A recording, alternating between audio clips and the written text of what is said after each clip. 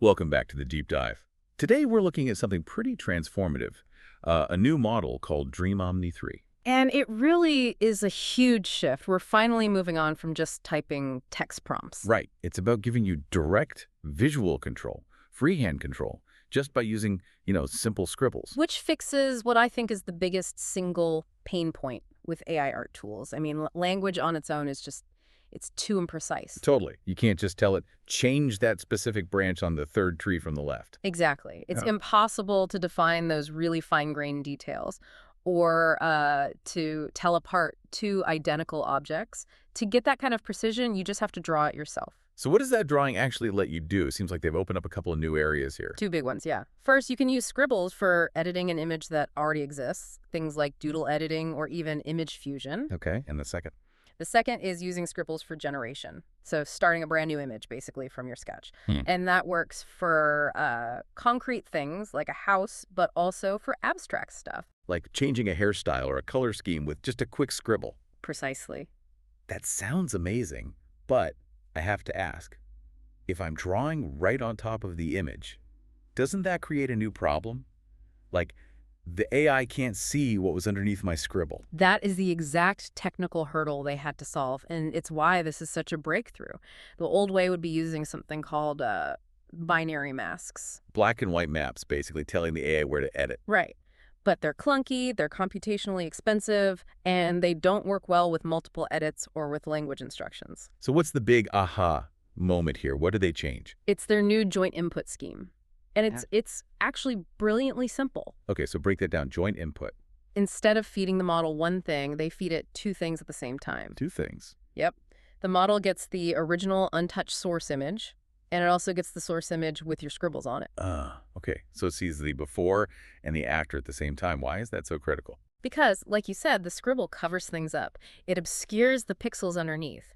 If the model only saw that version, it would lose the original context. It wouldn't know what it's supposed to keep the You same. got it. So one input tells the model what to keep pristine, and the other tells it what to change. And they make them share the exact same internal encoding. So they line up pixel for pixel. Perfect alignment. And the results really back that up, don't they? I saw that in human evaluations it came out on top. By a long shot. And you can really see why when you look at the competitors. They just don't have this kind of context-preserving framework. What kinds of problems were they seeing? Well, with a model like GPT-4o, there were a lot of artifacts. A weird, persistent yellowing issue, for instance. Or you'd see a clear mismatch in pixels in the non-edited parts. It just doesn't look seamless. Not at all. And another one, Nano Banana, it had this weird copy and paste look. Proportions were all wrong. Dreamy3, on the other hand, keeps the rest of the image absolutely untouched. Consistent.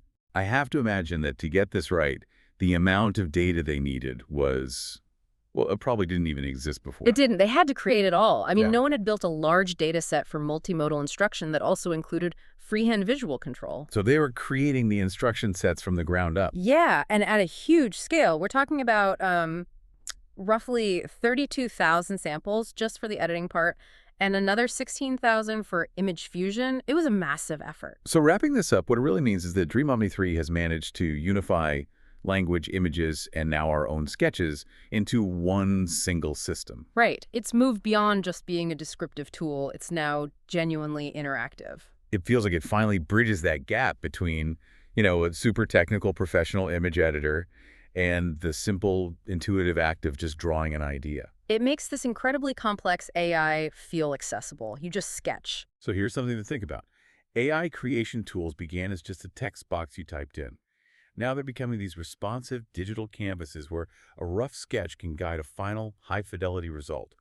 It makes you wonder if the AI is becoming less of a prompt interpreter and more of a genuine artistic co-creator, one that responds directly to your touch.